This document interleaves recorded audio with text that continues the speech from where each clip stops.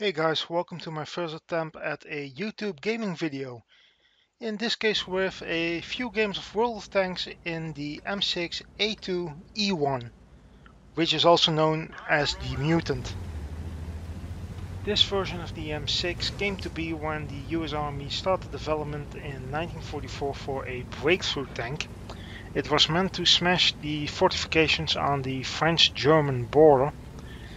And it was basically an M6 with a thick layer of armor added to the front, with an early prototype turret for the T-29 heavy tank. As such, it does have the 105mm that is also found on the T-29. Engineers started with the project in early 1944 and believed they could have 6 units in the field and operational by November of 1944. The specifications for the project were sent for approval to General Eisenhower, but he declined, and probably rightfully so. It was an M6, like I said, with extra armor, a bigger turret, but not a bigger engine. And as such, it was terminally underpowered. What I have seen and what I've been able to find is that any incline more than 6% and it would simply stop, it wouldn't be able to get up. Despite that, 2 prototypes were produced, although they didn't have the added frontal armor that was proposed in the design, and they were only ever used to test the prototype turrets for the T-29. So far a very short history on this tank as it was in real life. In World of Tanks you were able to get this tank with a pre-order pack of gold just before the game originally went live, and as far as I know it hasn't been offered in the shop or online or anywhere else since then. It was one of 3 possible tanks that you could get with the pre-order gold packs. The other 2 being a Russian Light, which was a prototype for the T-34, and a German Medium, which was basically a Panzer IV with the Panther turret. Do note that I have been saying gift tank very specifically because it doesn't quite make as much money as the other Tier 8 Premium. So what do you need to know about this tank when you face one? And I specifically say face one because it's impossible to get one these days. Well, it has the same 105mm gun as the T-32 and the T-29, and this I-6 is about to run out of friends, and I get hit from behind by a friendly. But back to the gun. It has all the same stats as the T-29 has, except it has a slower reload at Tier 8. I also suspect that the soft stats are worse than on the T-29 and T-32. Maneuverability wise, it's not great, but it's not bad either. You do suffer from having the standard M6 engine in a tank that weighs almost 70 tons. On flat ground it will do 29 to 30 kilometers per hour, but if you try to climb a hill it will pretty much slow down to a dead stop. It may not seem that bad in the replay that's playing in the background, but I've got crew vents and brothers in arms, so I'm getting a little boost in engine power from that. Armor wise, there's good news and there's bad news. The sights are just as weak as on most American tanks. It's something on the order of 50 or 60mm, so basically anything at Tier 8 is going to get through that. The frontal armor is quite good actually. It has been buffed from 192 to 210 I believe, and it's fairly well sloped. As long as you angle it a bit and you're not facing Tier 9 tank destroyers that have loaded gold ammo, you'll probably bounce most of the shots coming in. The turret front is very trollish, same goes for the mantlet. and there aren't a lot of weak spots. Between the excellent armor on the turret front and the gun depression, which is very good, it is easy to work ridge lines and simply bounce shot after shot after shot.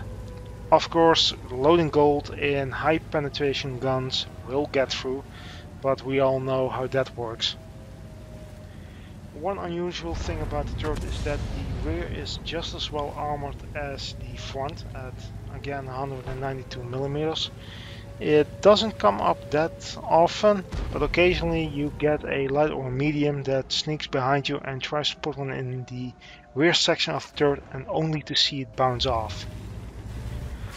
What are the weaknesses of the tank? Well, as I said, mobility isn't great, especially when going uphill. The tracks are easily damaged. They can soak a lot of damage for you, but they're also easily thrown off. It's an artillery magnet, and the most amount of damage that I took in this particular match that wasn't friendly damage was artillery. And for some reason, every time artillery sees one of these tanks, you basically become the primary target. As I said earlier, side armor isn't great. Beyond that, there are a couple of weak spots frontally. The turret ring is a weak spot, and there is a section on the turret above the gun that is flat and then curves up. It has a sight on it, and that's a weak spot. The final problem with the tank is that it's huge. It's very tall, it has a very big profile, and it makes it an easy target, both for other tanks and artillery. Although you can turn it into a strength, as you are going to see in this match. We're here on Himmelsdorf, and I'm heading up to the normal place where heavy tanks fight it out, the north-south road just below the hill. As we're coming up on the corner with this friendly IS-3, you'll see how to turn the high profile of this tank from a weakness into a strength. I've just parked behind the IS-3, and it is actually blocking my entire hull and part of the turret. While my turret is still tall enough that I can freely shoot over him without any risk of damaging him with friendly fire. The only thing that I'm still doing defensively here is moving back and forth after each shot to prevent them from getting a good solid hit on any of the weak spots on the turret.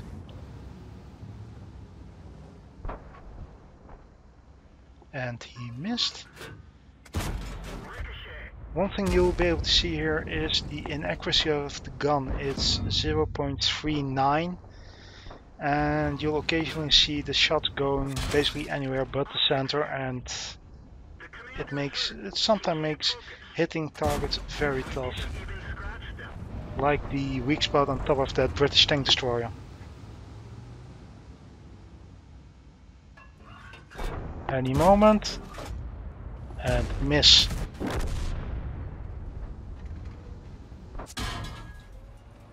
He, by the way, is shooting high explosive at me. Again, and I hit. Finally. Moving back and forth behind the IS-3. Still bouncing just about everything and anything. While he covers my lower frontal hull. He is about to move away from his position to engage the IS-3 in the center of the map, and I move up to take his position on the corner. I actually still have most of my hull covered due to a piece of masonry.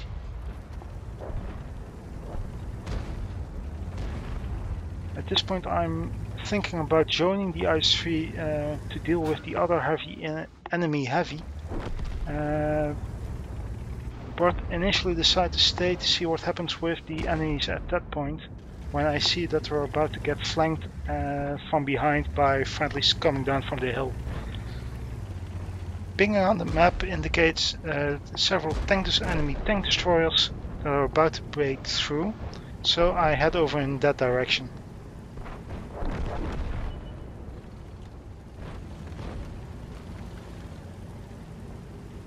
team is mopping up nicely so far.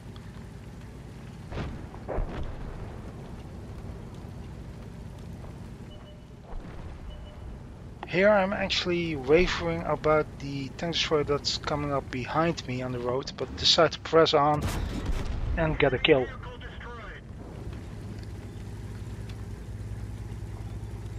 Now this tank destroyer that's going to come around the corner any second now is going to make a mistake, although he isn't going to pay for it that badly. He is actually going to try and ram me, which is a bad idea since this tank weighs 70 tons. And somebody else gets the kill before me. The results, you can check them yourself. Decent match, but not great, middle of the pack. And this is the final match that I've got to show you. Sacred Valley. Oh, by the way, if the quality of the video isn't as good as normally expected, I don't have the newest PC in the world, so I've had to make some compromises with quality versus actually having a video instead of a slideshow. Heading up the north end of the map.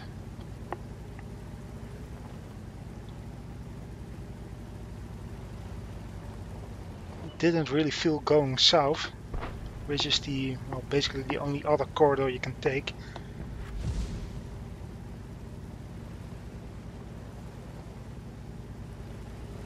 And we're going to be intercepting the enemy heavies that are coming north.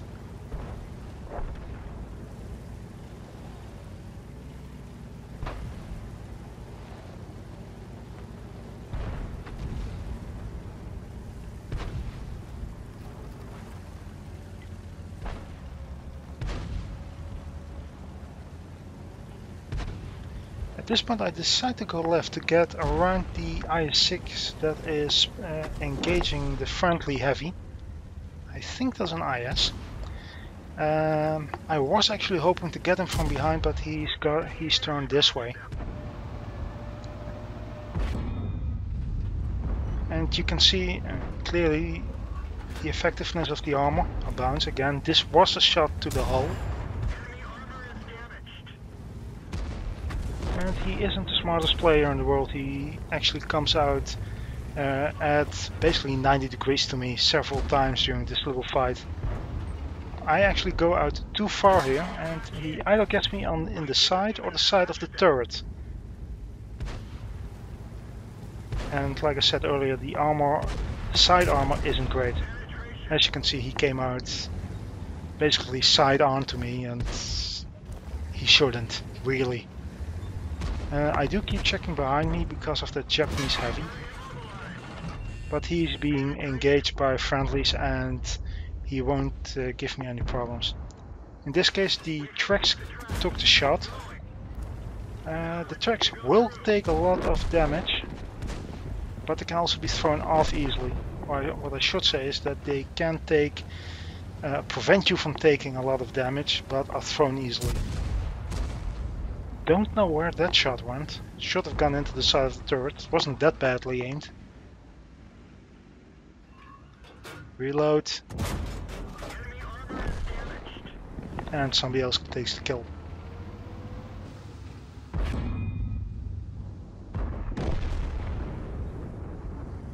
If you're out in the open and you have to angle the tank, be aware of that side armor. You cannot angle the tank very far either side without exposing it.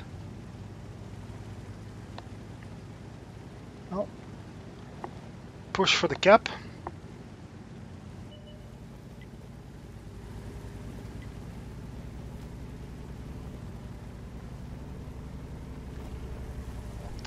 Artie has been spotted. He's going to, well, I don't know if it's suicide or if it counts as suicide or going out fighting. But he's going to do something you really shouldn't do with a tank that weighs 70 tons. quick kill steal on the box tank. And head for the arty.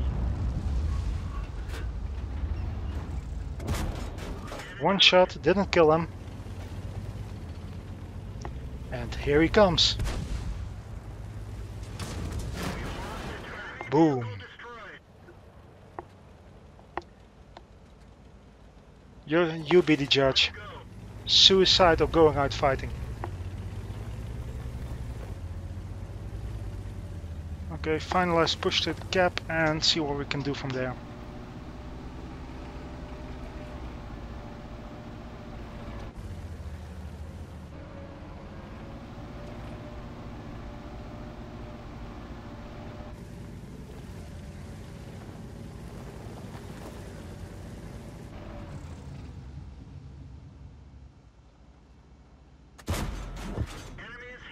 Next victim. And he's actually making a rookie mistake for an IS-3. His armor is automatically angled and he then angles it so that it's flat towards us. Still doesn't guarantee penetration, of course. It is an IS-3.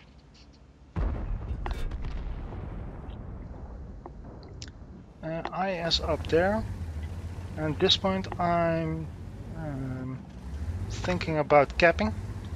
At the same time we're going to have a couple of people in chat saying cap, don't cap, cap, don't cap. And as the Jagdpanther comes up behind me, I decide that in case things go wrong he can cap and I'll go off with our IS-3 to take on the T-54 Mod 1, I think that's it. Quick kill on the IS.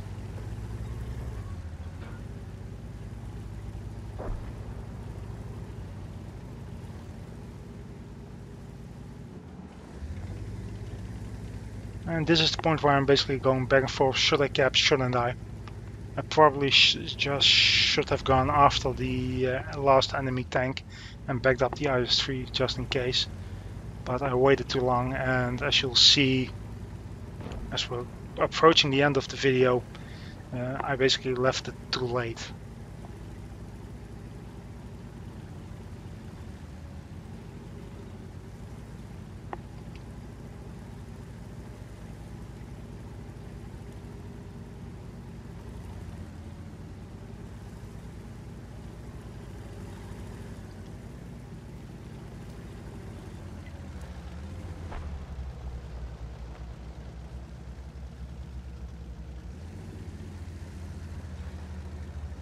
Another example of the hill climbing performance of the m6a2e1. And just as I get up here, end of the match. Well, I hope you've enjoyed this video, and don't judge me too harshly, as this really is the first time I've tried something like this. Thanks for watching, people.